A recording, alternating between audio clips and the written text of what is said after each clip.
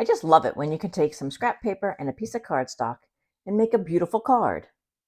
Join me today as I make this simple scrap card. Now let's get crafting. The first thing that we're going to do is we're going to cut down our card base.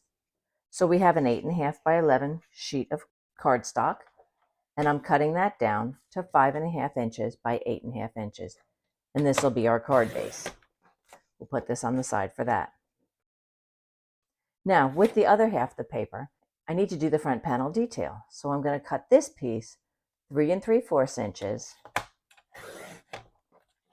by 3 inches. Now, I chose those measurements because I know that the die that I'm going to use is going to fit inside this panel. If you're using a different die, your measurements may be slightly different. I'm going to save this small scrap piece, which we're going to use later. And then this piece of scrap I can save for another card project. With our front panel, I want to measure in 3/4 of an inch and 1.5 inches down. To make this a little bit easier, I know this is 3 3/4 inches. I'm just going to move it so that it's at the 3-inch mark and pull my blade away. And then with my cutting mat, I have a thin wire here that shows me the exact cutting mark. So if I go down 1.5 inches and put a little mark there, I know now that this mark is 3/4 of an inch in from the side and 1.5 inches down and up from the bottom. And that's going to make our front panel detail. With that mark, I'm going to take a ruler and just confirm that it's right where I want it to be, and it is. And I'm going to take that mark and I'm going to trace a line from the dot to the corner of the paper on both ends. And this will give us the flared detail at the back on the front panel. With that flared detail, I'm then going to place my scissors and starting at the corner of the sheet and cut in towards where that dot was. And I stop my scissor point right at that dot. Now, if your cutting isn't exactly on the line and you leave a little bit of ink on the paper, it's easy. You can just flip it over and you have a perfectly clear piece of paper with no ink marks. Now let's cut our detail out of this. So using the die cutting machine, and the die I'm using today is the Scalloped flower from scrapbook.com. I'm going to line up my die in the center of our panel. And I'm just going to eyeball it, trying to make sure that I have equal spacing on the top, bottom, and on both sides. And that looks just about right, so let's send it through the die cutter. For me, it's a habit. I just go forward and backwards with the die, but I really only need to send it through once. With our die cut done, we have our flower punched out and we have our panel ready to go.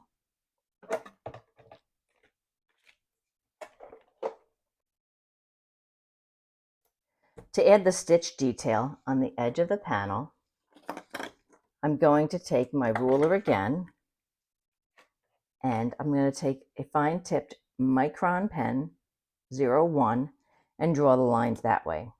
Now I'm just lining up my ruler so it's about 1/8 to 1/4 of an inch from the edge of the paper, and I'm just putting in my dashes. I'm doing this in black, but if you wanted more flair to this, you could actually do this detail in any color that you want that coordinates with your pattern paper. I find using a ruler helps me to get this done a little quicker, and my lines are straight and even from the edge of the paper.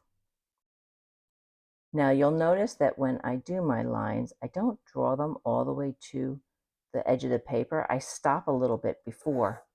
That way, when I do my next line down, it kind of meets up with the stitch mark, just like if you were actually stitching with thread. You wouldn't stitch off the edge. You would stop and then rotate your stitch around. Now, if you're having trouble drawing straight lines, because some of my lines get a little extra wiggle in them, don't worry about it. With the overall design, you'll never notice if there's a little wiggle in your line or if your lines aren't all exactly the same size. Now we have our detail done. So with my scrap paper, I had this piece that's 1.5 inches wide by 5.5 inches long. Now we're going to take our card base and we're just going to fold it in half by lining up the two shorter sides so that they're nice and even. And I'm using a bone folder to put a nice crease in the card. And our card base is ready. Let's add some more dimension and detail to this. So I'm pulling out my glass mat. For our card base, I'm going to use the Catherine Pooler die from their Scripted Thoughts stamp set and use the splattered ink to add some ink blotching on the card base. For that, I decided to use the color Oh Boy from Catherine Pooler. Now here's my pattern paper. I did a color swatch of all my Catherine Pooler blues, and I find that the blue that I like best is this light blue. It's not the same color as the inside of the blue flowers, but I think it'll complement it nicely. So to get that all set, I'm just going to take my ink pad and ink up my stamp, and I have it here on an acrylic block. And because I want my ink to be a little bit muted, I'm going to stamp off on the glass and then start stamping on my card. This way, I don't get such a bright, intense color on the card, and I get a more muted, splattered. I can stamp a couple times, and I think that's pretty good. Maybe one more right here. There we go. So that takes care of the detail on the card. Let's wipe that up.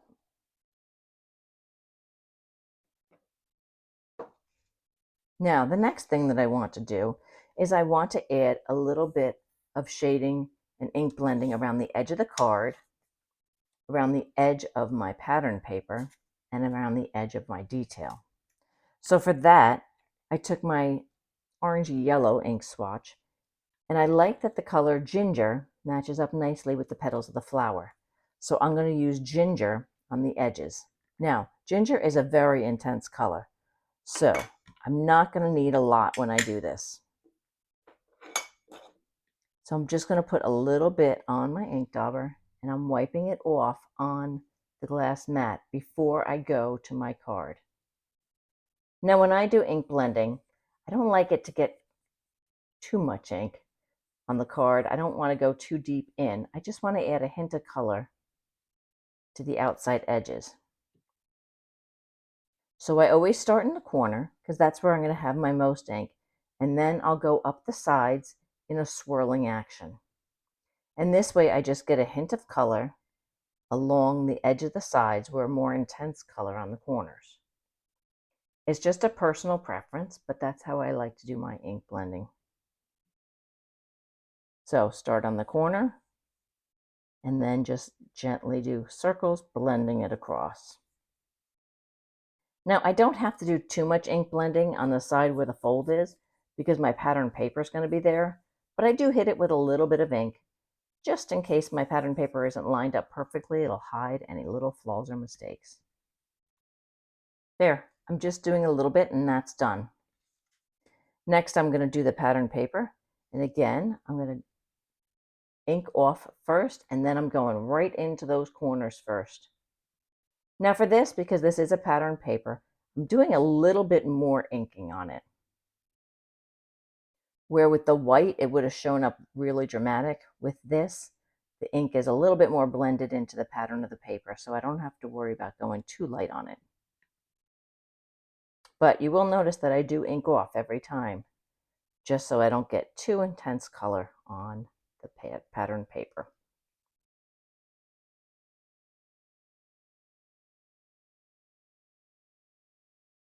Okay. Let me just add a little bit more to some of the corners that were a little bit lighter than the others. I think I'm good with that. The next thing I'm going to do is our detail. Now I have a little bit of ink left on here, and I'm just going to very lightly go over the points of the flower where the cutout is. and just add the slightest bit of color to that. And now I'll add a little bit more ink, and I'm going to go in and do the edges of this cutout detail. Again, because it's a white base, I'm just doing a little bit of ink. I'm not going as heavy as I did with the pattern paper. And again, I'm starting on the corners and then doing a swirling motion down the edge of the paper.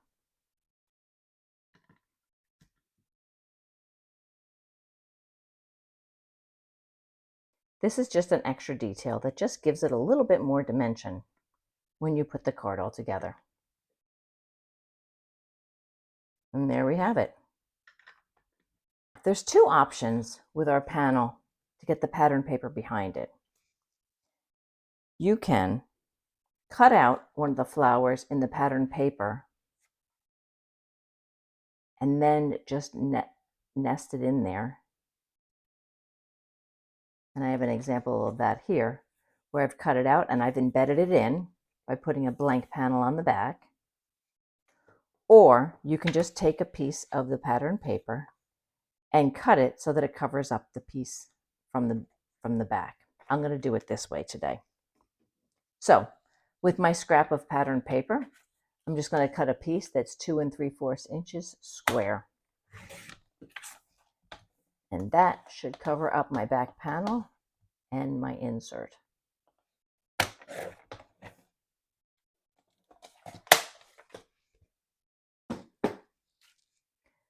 Dry fit it to make sure it works and it's good. And I'm just using a simple Fairly Art Precision craft glue for that. When you're gluing your back panel on, you don't need to add glue all over the whole back piece. You just really need to add glue around the detail of your die cut. So I'm just adding a little glue in here, making sure I get to those points because I want them to stick down and not flare up once it's all together. Now, whenever I put my panel on, I always like to put it on for the back, and it just makes me feel like I'm able to see it without the distraction of the pattern to make sure that everything is covered.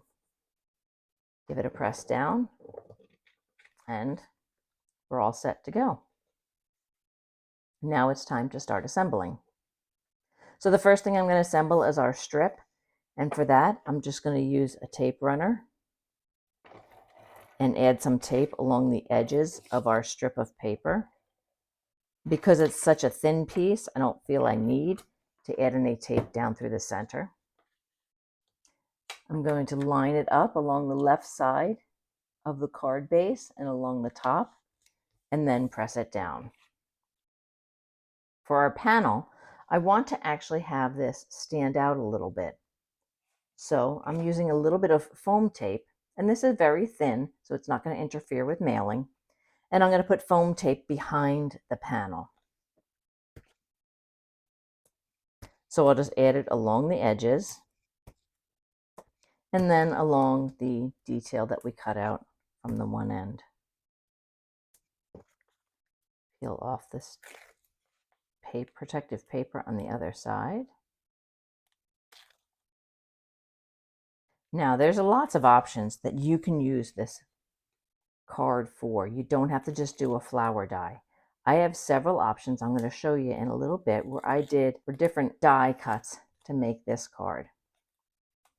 Now before I place this down, I'm just going to bring it in about 1/4 inch from the left hand side. Make sure that it's centered on the card and level, and then press it down.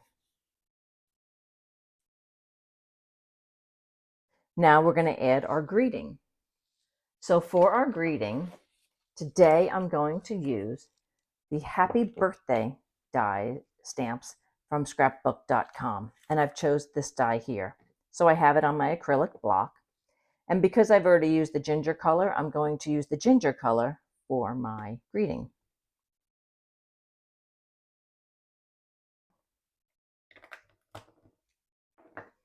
And I'm going to line this up in the blank space between the pattern paper and the edge of the card, right below our detailed panel. And we have our birthday card.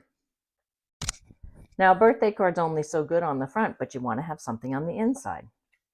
So what I decided to do on the inside is I'm actually taking a die cut of the flower and I'm going to place it on the inside. But just putting this alone doesn't really do it for me.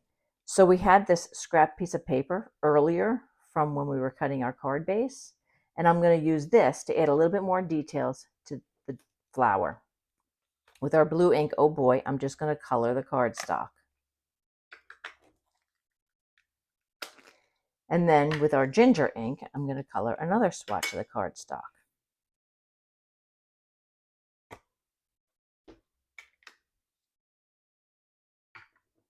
While these two inks take a minute to dry, I'm going to pull out the die cutting machine. And with the Scalloped flower stamp set, I have these two dies I can use. So I'm going to use these to add a little bit more dimension to our flower.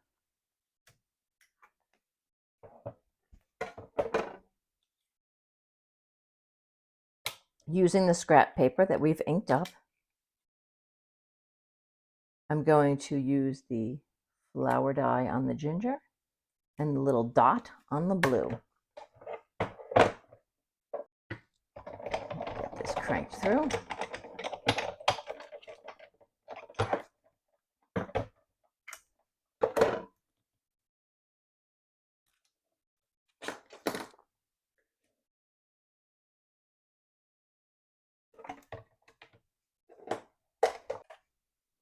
So now we have a detail that we can add to our flower. I'm going to add the ginger and then the blue dot. Again, with these, because they're very small, I can't use tape on them, so I'm just going to use a little bit of the craft glue. Press and hold it for a second, and we're good. Then we'll just stick this flower on the inside of our card, just to give it a little bit more dimension and interest.